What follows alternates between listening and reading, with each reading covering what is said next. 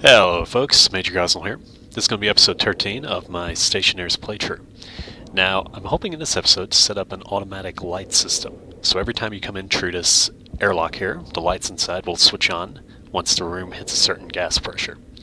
So we're going to set it all up here. You're going to need a lot of cable coil, and you're going to need a similar setup to how we did the solar panels. Basically, you're going to want to have two logic IOs, a logic processor, and a logic memory. So the first thing we're going to do is start placing our chips. So the logic processor, place here, and you're going to want to have, let me think here, you're going to want to have a logic compare. So scroll through the options till you have logic compare. Now, I'm just going to place this on its side like so. Now, to be honest with you can set up the wiring so everything's connected to everything else, and it'll work just as well. I'm just doing this to cut down on the wiring side of things. Now, the next thing you're going to want to do is Logic I/O. Logic I/O, you're going to want to have a batch writer, which you can place here, I believe. And there we go. Place batch writer. Next thing is you're going to want to place a logic reader somewhere up here. Let me see here. Yeah, that should work grand. And then you're going to want to place your logic memory somewhere along here. There we go. Perfect.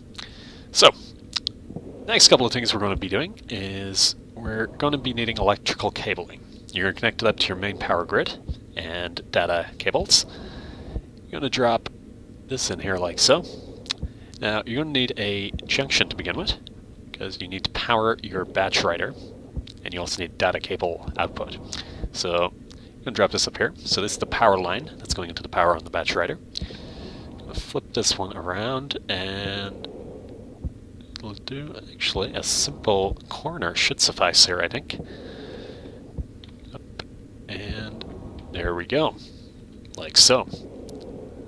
So, next thing you're going to want to do is you're going to want to put a junction in here. Drop that up there like that. You're going to want to have another cable here, like so. Connecting into this here, which is also feeding power into the top here. I'm going to explain what all these wires do in just a moment's time as well. So, I'm going to place another junction here. Do we need a logic writer connecting to that? No, we don't. Simple straight should do. Right.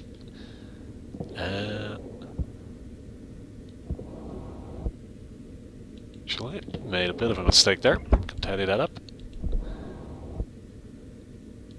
Feed that one up there. Feed that one up there.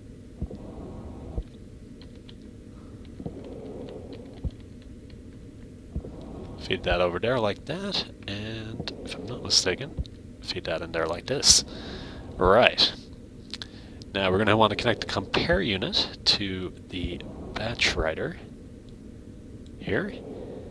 And I think I've actually made a mistake. I forgot to put in a power on the logic reader. So we're going to want to make a junction here.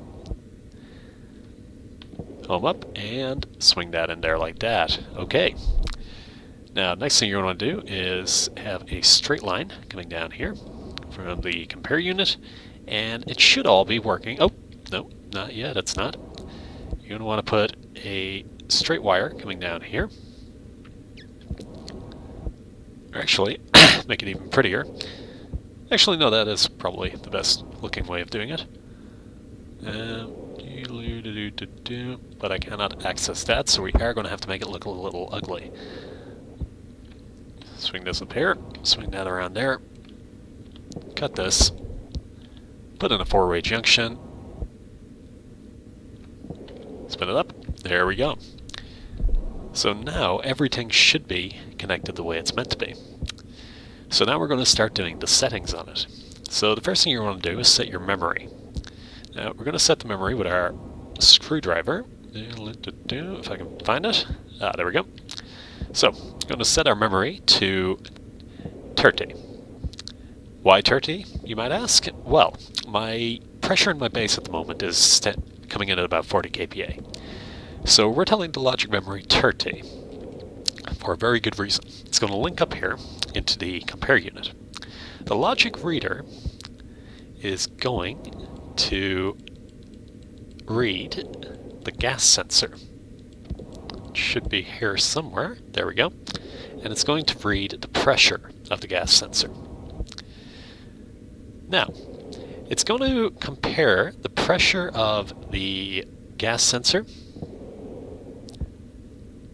to the number set in the memory. So, input 1 is the logic reader, which is up there. We're going to put greater than. So when the pressure on the gas sensor is greater than 30, it'll initiate the program. Logic input 2 is logic memory, which is this one here. Now, going to come down here, batch writer.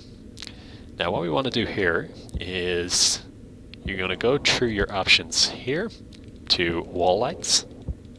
Yep, went past it. There we go. Logic input is coming from the logic compare. There we go. So the logic compare is coming down there. And now I'm going to set this to lock. Batch writer on. Yeah, so you want to want batch writer on. So it'll tell it that the wall lights should be on when the logic compare links up. Now, if we click on all these lights here, they should all go green, hopefully. Ah, something isn't connected the way it's meant to be, I see. So, logic reader, because I haven't put it on the right input here. So now we're on logic reader. So now it's reading the logic reader.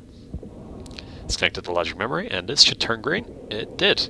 So now what's happening is, it's comparing the number in the memory against the pressure on the sensor. When the pressure on the sensor is greater than the number in the memory, which is 30, it's telling the batch writer to initiate the program to switch on the lights inside the base. So now, if we all come around here, the lights are off in the base. We're going to go into the airlock, cycle to interior, and when that hits 30, these lights should hopefully come on.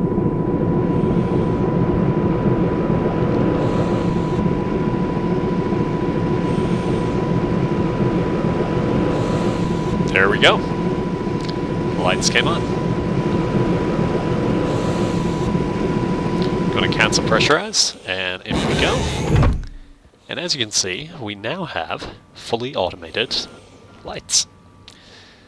The design for this came from a guy called Nicky Nick. His YouTube is Sit Down the Bears. I'm going to be linking it in the channel description. In the channel box, whatever it is. And I highly recommend check out his channel. He took me on a tour of his base yesterday, and the guy has some pretty fucking amazing ideas. He really, really does. So I highly recommend you check it out and check out his channel. Some of the stuff he's coming up with is just insane. Absolutely insane. So kudos to him for giving me this idea for getting automatic lights. And I hope to see you on episode 14.